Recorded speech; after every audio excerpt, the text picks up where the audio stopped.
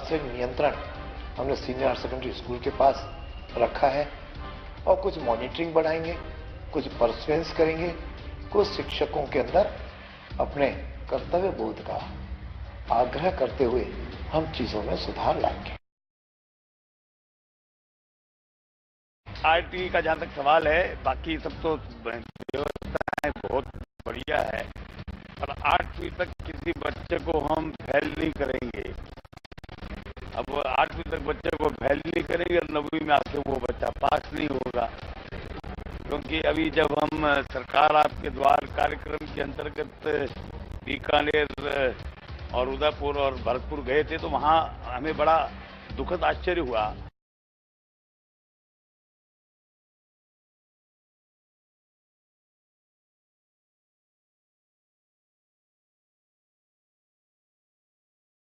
तक जो बिना परीक्षा के जो बच्चों को पास किया जाता है वो गलत है और निश्चित रूप से पहली से लेकर के 8वीं तक परीक्षाएं होनी चाहिए।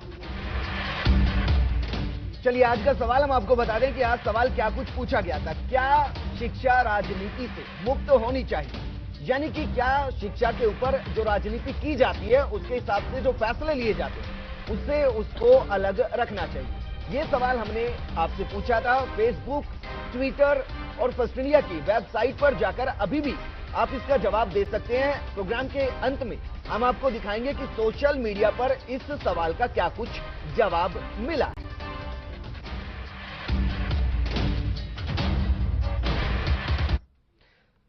बिग बाइट में ब्रेक के बाद आपका स्वागत। हम बात कर रहे हैं शिक्षा पर क्या वाकई में राजनीति हो रही है। इस मुद्दे पर पैनल के साथ डिस्कशन को आगे बढ़ाऊं उससे पहले मेरे साथ जयपुर से एक दर्शक मुकुल आचार्य जुड़े हैं। मुकुल, क्या सवाल है आपका?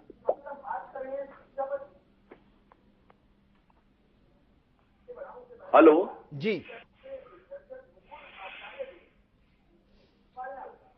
मुकुल सर, मैं कंप्यूटर टीचर यूनियन से जुड़ा हुआ हूँ जी, और मैं ये कहना चाहता हूँ कि अगर शिक्षा में राजनीतिकरण होता रहेगा, जैसा कि आपने देखा पिछली सरकार ने भी मदरसे के अंदर 2500 कंप्यूटर पैरा टीचर लगा दिए और इस सरकार ने भी 2000 कंप्यूटर पैरा टीचर की व्यवस्था और कर दी, लेकिन गवर्नमेंट स्कूल के अंदर सारे टीचर्स को हटा दिया गया है और मात्र 12 दिन की ट्रेनिंग देके अगर आप किसी व्यक्ति को वहां पे कंप्यूटर शिक्षा देने के लिए लगाते हो तो मुझे नहीं लगता कि उसको गुणवत्ता मिल पाएगी। और वो बच्चा जो अर्धवार्षिक परीक्षा आपने देखा होगा वो अपनी कॉपी खाली छोड़ रहा है और वार्षिक परीक्षा उसके सर के ऊपर है, लेकिन आज तक उसकी कोई व्यवस्था नहीं हुई है। मैं इनसे पूछना चाहता हूं कि क्या कंप्यूटर शिक्षा जो अनिवार्य शिक्षा है 9th और 10th की, वो क्या मदरसे में मिलनी चाहिए या हमारे स्कूल में नहीं मिलनी चाहिए? ये प्योरली राजनीतिकरण है, वोटों के आधार पर ये नियुक्तियां की जा रही है।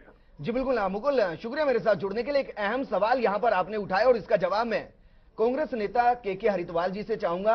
आपके दौर की ये बातें हो रही हैं और इसके साथ साथ मैं एक और इसके अंदर अपनी तरफ से जोड़ना चाहूंगा कि कल वासुदेव देवनानी जी कहते हैं कि 1 से 8वीं तक का जो पाठ्यक्रम है उसके अंदर कांग्रेस ने रिस्ट्रिक्शन दिया कि उसमें महाभारत और रामायण से जुड़ा कोई भी पहलू नहीं होगा। अगर आपको कोई रेफरेंस लेना है तो बाइबल और कुरान से लिया जाए। आखिर ये किस तरीके की राजनीति?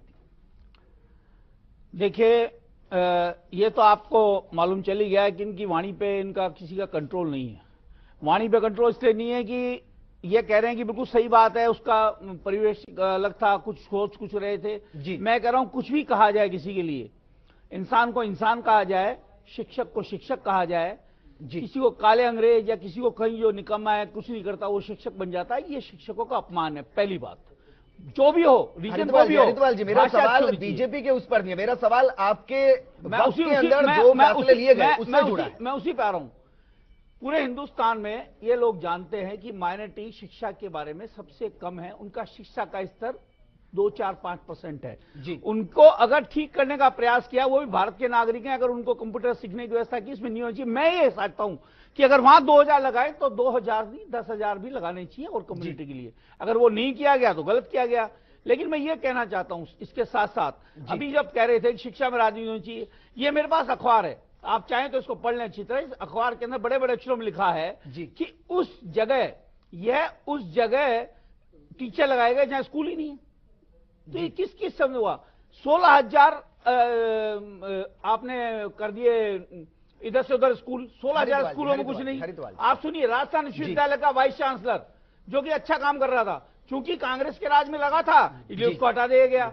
उसको हटाए कई दिन हो गए, अभी तक नया वाइस चांसलर नहीं है। जी चलो ये कह रहे हैं राजनीति नहीं करनी चाहिए, भारतीय जनता पार्टी कहती है अभी आप क्या कर रहे हैं? अभी आप क्या कर रहे हैं? सुनिए, मैं तो ये कह रहा हूं कि प्रधानमंत्री नरेंद्र मोदी जी को स्कूल के बच्चों को, छोटे से लेकर बड़े बच्चों को, सब मास्टरों को लगा दिया, पहले तो टीवी की व्यवस्था कर, फिर बच्चों की व्यवस्था कर, एक बच्चा उस दिन एब्सेंट नहीं होना चाहिए। मेरी बात सुनो, ये राजनीति तो क्या है? मैं कह रहा हूं, चलिए आपसे मैं सवाल चाहूंगा, चलिए मैं आपसे सवाल चाहूंगा। सर्व शिक्षा अभियान की शुरुआत राजस्थान से की गई और राजस्थान को उसका मॉडल बनाया गया।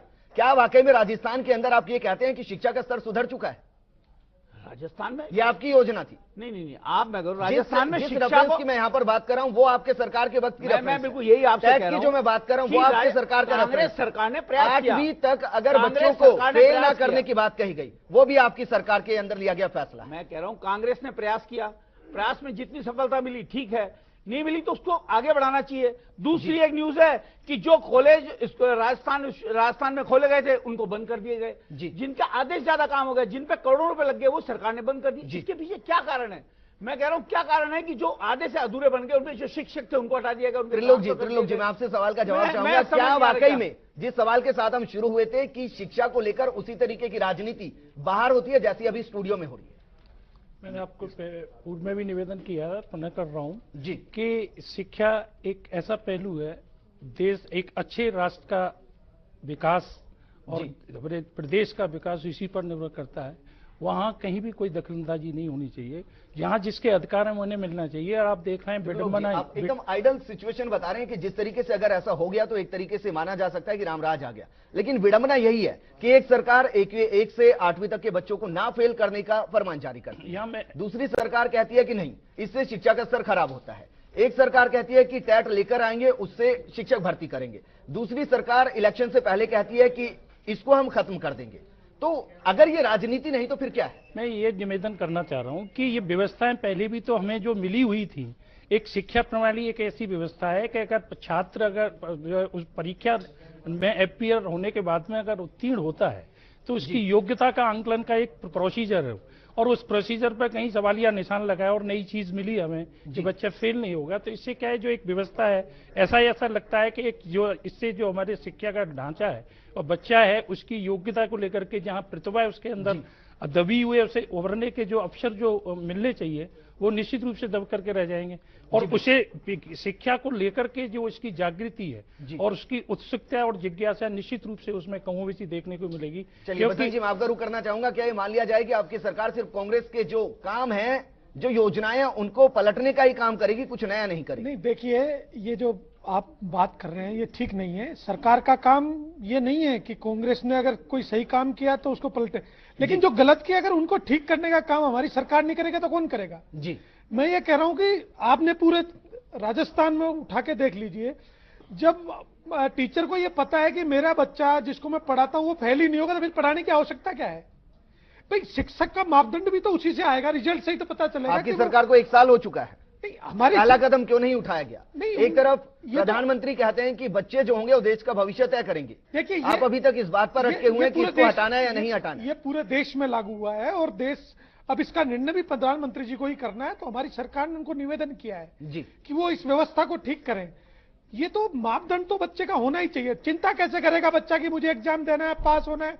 अगर उसका एग्जाम नहीं होगा, उसका रिजल्ट ही नहीं आएगा तो पढ़ाई भी नहीं करेगा और टीचर उसको पढ़ाएगा भी नहीं, क्योंकि उसको भी कोई चिंता नहीं रहने वाली है। तो ये तो अच्छा है ना कि बच्चा भी पढ़ेगा, टीचर उसको पढ़ाएगा। आपका रुख करना चाहूंगा, क्या आपको लगता है कि आज जो पाठ्यक्रम हो या फिर बाकी रूपरेखा हो वो नेता तय करते हैं, जबकि इसके लिए एक विशेषज्ञों की कमेटी होनी चाहिए जो इस पर काम करे?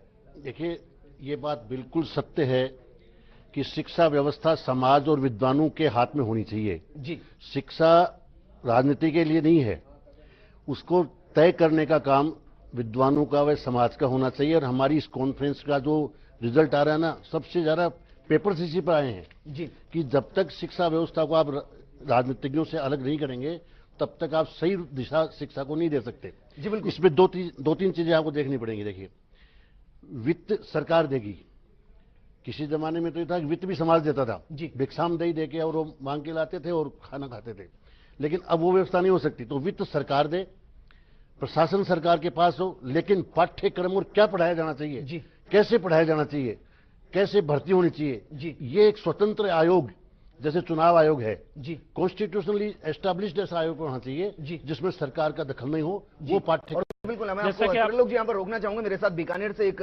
दर्शक जुड़े हैं, जाकिर। जाकिर, क्या कुछ कहना चाहेंगे? सर, मैं ये कहना चाहता हूँ कि शिक्षा में राजनीति के घुस चुकी है, इसका प्रमाणित आपके टीवी के माध्यम से दुनिया देख चुकी है। मैं उसी बात को दोहराना चाहूंगा एक बार कि किसी से स्कूल के अंदर मतलब इंग्लिश फिल्में दिखाना या मास्टर शिक्षक खुद देख रहे हैं, दूसरी किसी बच्ची के वस्त्र उतरा के और उसकी तलाशी ली जाती है। दूसरी बात, और अपने शौचालय के पैसे जो स्कूलों में पास होते हैं उनका मास्टर दुरुपयोग करते हैं, बच्चों की पिटाई करती है। तो जब 24 घंटे के अंदर अगर किसी पुलिस किसी मतलब नेता का कुत्ता हो सकते हैं तो 24 घंटे के अंदर वो कार्रवाई नहीं होती जो इंग्लिश फिल्में स्कूलों में। जी बिल्कुल जाकिर, यही विडंबना है कि आखिर ऐसा होता है। मेरे साथ शिक्षक संघर्ष समिति के संयोजक जयराम जी भी जुड़े हुए हैं। जयराम जी, क्या शिक्षक व्यवस्था जो है, जो शिक्षा व्यवस्था है, वो सिर्फ संघर्ष ही करती रहेगी या फिर इसको आप सैचुरेशन फेज में लाने के लिए कोई कदम उठाएंगे? और इसके लिए जिम्मेदार सबसे बड़ा किसको मानते हैं? देखो, हमारे शिक्षक संघर्ष समिति का उद्देश्य जो है वो शिक्षा में बदलाव, साथ में शिक्षकों में थोड़ा बहुत बदलाव लाने का उद्देश्य है जी। लेकिन जब भी कोई बदलाव करने की कोशिश की जाती है, कहीं ना कहीं राजनीति सरकार के आके बीच में टांग अड़ा ही देती है जी। अब आप अभी की बात देख लीजिए, नई भर्तियां हुई है, नई भर्तियों के तहत कहते रमसा ने अपने पोस्ट क्रिएट की है। जब रमसा ने पोस्ट क्रिएट की है, हमारी ये मांग थी कि आप हार्ड सब्जेक्ट को कहते पोस्ट दें। अब क्या मतलब है, सामाजिक का कहते हैं आपने एक स्कूल में 2 पोस्ट लगा दी जहां पे बच्चे हैं ही नहीं जी। जबकि हमने ये मांगी थी गणित की और विज्ञान की पोस्ट लगाएं। पूरे भारत का जो आंकड़ा है उसमें कहा गया है कि गणित सबसे कमजोर है जी। तो आप वहां 2 पोस्ट लगा दो गणित की। जहां बच्चे ज्यादा हैं वहां तो आपने पोस्ट दी नहीं, जहां बच्चे कम है वहां आपने कहते हैं आपने 2-2 सामाजिक की पोस्ट दी, सिर्फ इसलिए कि आपका चाहता था उसको पास में पोस्टिंग देनी थी जी। आपने कहीं पे ये डिक्लेयर नहीं किया कि रमसा की पोस्ट कहां कहां आई है जी। एकदम से आपने पोस्टिंग दी। जब आप पोस्टिंग ऑर्डर आ रहा है उसमें आप देख रहे हैं जी। बसंत जी, क्या कुछ कहना चाहेंगे? क्या ये कहेंगे कि इसी वजह से एकीकरण और समानीकरण किया गया था? क्या ये कहेंगे? नहीं, ये आप पर्टिकुलर हमारी सरकार के टाइम में ऐसी कोई गलतियां हुई हो ऐसा नहीं है। ये पिछले सरकार के टाइम से भी अपने चहितों को जहाँ देनी है। जयपुर में ऐसी बहुत सी आसपास स्कूलें हैं जी जहाँ पोस्ट है 6 और टीचर 12 लगे हुए हैं जी। हमारी सरकार ने आने के बाद उनको ठीक किया है, बाहर भेजने का काम भी किया है। उसको लेकर एजुकेशन के जो टीचर्स हैं उन्होंने विरोध भी दर्ज कराया है सरकार का। लेकिन सबको जयपुर में पोस्टिंग मिल जाए और बाहर किसी को नहीं जाना पड़े, ये तो संभव नहीं है, क्योंकि ग्रामीण एरिया में ही गवर्नमेंट स्कूलें ज्यादा है, शहरी एरिया में तो प्राइवेट एजुकेशन बहुत ज्यादा है। चलिए, मैं आपसे सवाल पूछूंगा कि आखिर जब एकीकरण समानीकरण किया गया तो उसके बाद राज्य शिक्षा मंत्री वासुदेव देवनानी ने उस पर यू टर्न क्यों लिया और उसमें अमेंडमेंट क्यों किया गया? सवाल यहां पे ये खड़ा होता है कि क्या पहले लापरवाही के साथ इसको धरातल पर लाया गया और उसके बाद उसमें सुधार की बात की गई? चित्तौड़गढ़ से एक दर्शक मदन खटीक मेरे साथ जुड़े हुए हैं। मदन जी, क्या कुछ कहेंगे? सर नमस्ते। नमस्कार सर, बहुत बहुत धन्यवाद आपका कि अच्छा टॉपिक उठाया है जी। मेरे जो 2 सवाल है, एक तो बीजेपी के जो आपके यहाँ लीडर बैठे हुए हैं उनसे, और एक जो शिक्षक संघ के जो लीडर बैठे हुए हैं उनसे है जी। मेरा जो पहला जो सवाल है सर, वो बीजेपी के लीडर से है कि उन्होंने इस प्रकार का एकीकरण करके शिक्षा का दिवाला क्यों निकाला जी। और दूसरा जो सवाल है शिक्षक संघ के नेताओं से है कि उन्होंने उसका विरोध क्यों नहीं किया, क्योंकि जो एकीकरण है उससे शिक्षा का दिवाला निकल गया। क्या ये सरकार से पैसे खा गए थे? दोनों सवालों का सर सही साथ जवाब है। जी बिल्कुल मदन, शुक्रिया। मैं उम्मीद करूंगा कि आपके सवाल का वो जवाब मिले जो आप चाहते हैं। पहले बसंत जी आप ही जवाब दीजिए। एकीकरण के विषय पर जो पिछले टाइम से सरकार ने जिस प्रकार से लोगों को लगाया था जी, उनका आंदोलन और उनकी डिमांड्स को देखते हुए जी